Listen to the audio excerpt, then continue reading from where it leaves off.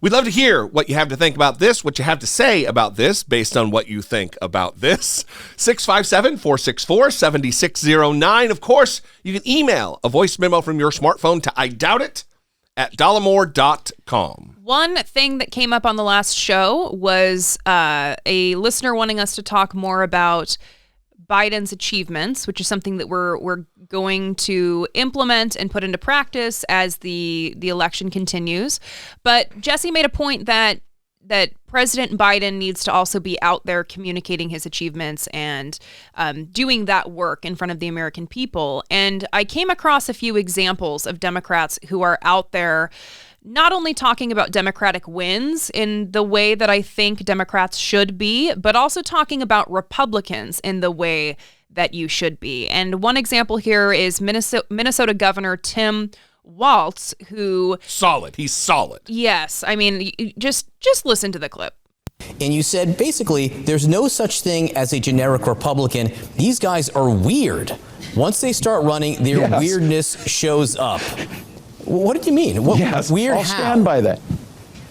Well, look, just the strange things they become obsessed with, demonizing our children, becoming obsessed with people's personal lives in their bedrooms, restricting freedoms. I'm surrounded by states who are spending their time figuring out how to ban Charlotte's Web in their schools while we're banishing hunger from ours with free breakfast and lunch. That's what the public's looking for. That's what they're trying to get to. And they will weirdly obsess with everything to be mean and cruel and small in their ideas. And I didn't hear anything last night that did anything different to that. So I'll stand by that. I just think Americans know this is just weird stuff to be focused on. And many of the times it's just projection. We hear these stories every time. They want to project morality to us. And I say, as your elected leaders, you don't need to hear a sermon from us, but you expect us to try and live one. And I think whether it's making sure the middle class has what they need, protecting reproductive rights, truly addressing climate change, governors are doing that across the country. They're popular with that, and I think we understand we'll be able to do that because of Joe Biden's policies,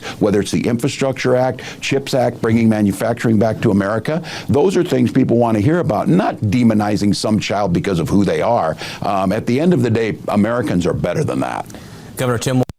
This is the way to do it. And I think in two ways. Number one, talking about the Democratic wins, the achievements, the things that the Democratic Party does to benefit people and improve their lives. But number two, you don't hear him saying, like Nancy Pelosi does, that we need a strong Republican Party.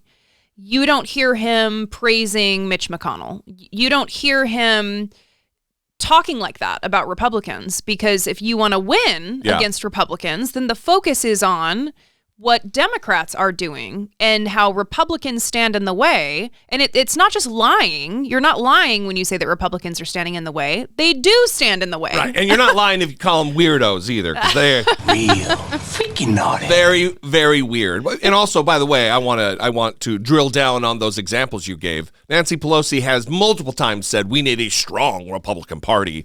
Joe Biden has called Mitch McConnell an honorable man on multiple occasions, and he's called Kevin McCarthy honest. Oof. And it's the same thing we've said. We need to jettison all of this old, antiquated nonsense about my good friend from across the aisle, and call it like it is. That they are obstructionists. They are setting up a situation where they will end democracy in America. They are not honest. They are not honorable, and we most certainly do not need any Republican Party, strong or weak. They are an impediment to progress. Well, and that was, again, made apparent this week when Republicans voted to authorize the Biden impeachment inquiry. Yeah. And, of course, they themselves will admit that there is no evidence of any wrongdoing for Joe Biden. And so these are the same people.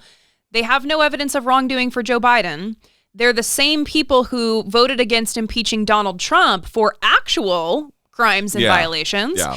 And again, here's another Democrat who is very successful out there promoting what Democrats do and also criticizing the Republican Party, Jamie Raskin. Now, I know I have to just not let you go before asking you about impeachment, because I know you have some strong views on this. Yes. Comer was caught in a little bit of a hypocritical moment, shall I say. That's a diplomatic way of saying it. Yeah. But What do you make of this Republican party line vote? I mean, that to me feels pretty disheartening, maybe not surprising.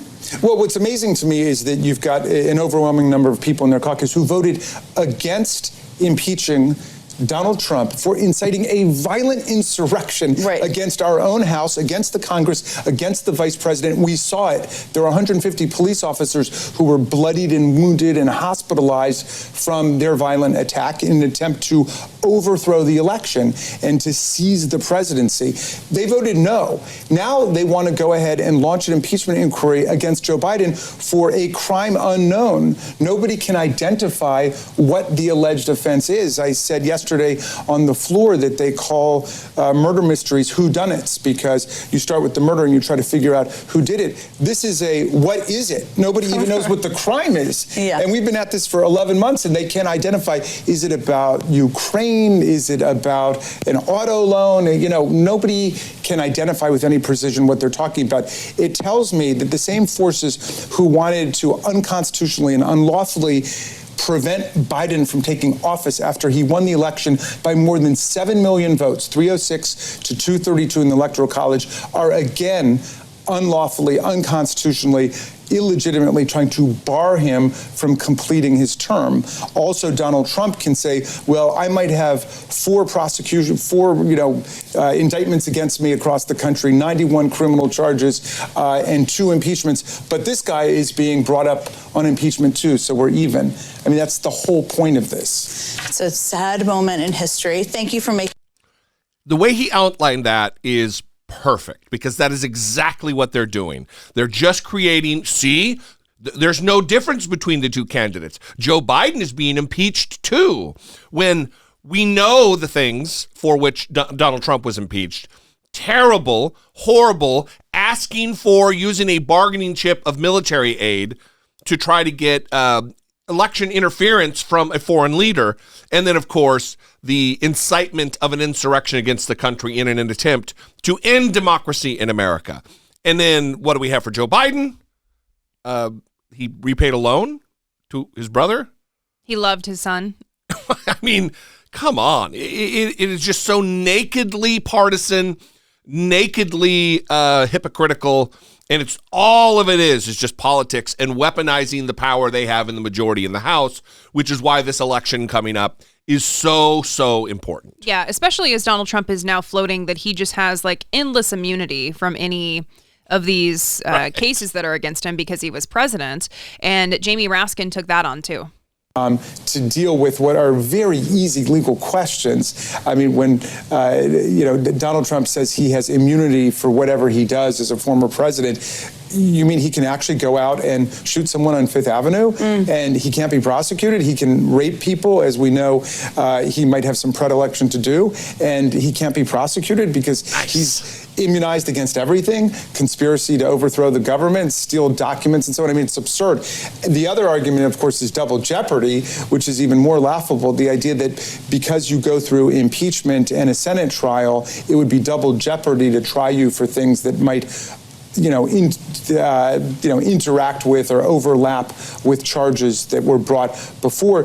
The Constitution itself, in Article 1, Section 7, Clause 3, I think it is, specifically refutes that. It says that if you're being impeached, that extends only to removal from office and disqualification from office, but prosecution and trial at law will lie nonetheless later on. So it's an explicit refutation of that argument. I mean, that is a one-paragraph dismissal of that absurd argument. Very few people can cite specific clauses of the Constitution. I think it's important for me to remind viewers.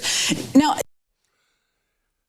he's amazing. I mean, I was going to say something completely different, but Jamie Raskin is a guy that I very much look up to. I think we need more Jamie Raskins in Congress. We need more Jamie Raskins in leadership because of his acuity about the Constitution and the issues, but coupled with an ability to communicate those ideas. Yeah, a great presidential candidate. Yeah, he really, really would be. Yeah.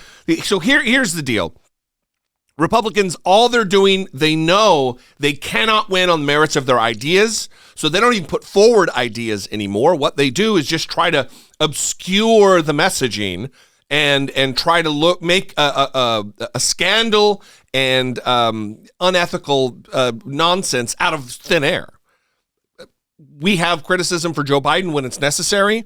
There is none to be had here. Joe Biden has done nothing wrong. If they had evidence, trust me, they would have it out there. It would not be, well, we're going to get it to you in 7 to 10 days, and we're going to have a press conference, and then, they're trying to obstruct we have a whistleblower and an informant. Oh, but they're missing. We don't know where they are. It's been comical from the get-go, and they're so shameless and so dignity-free that they just press on because they're not acting for the reasonable members of our community and our society.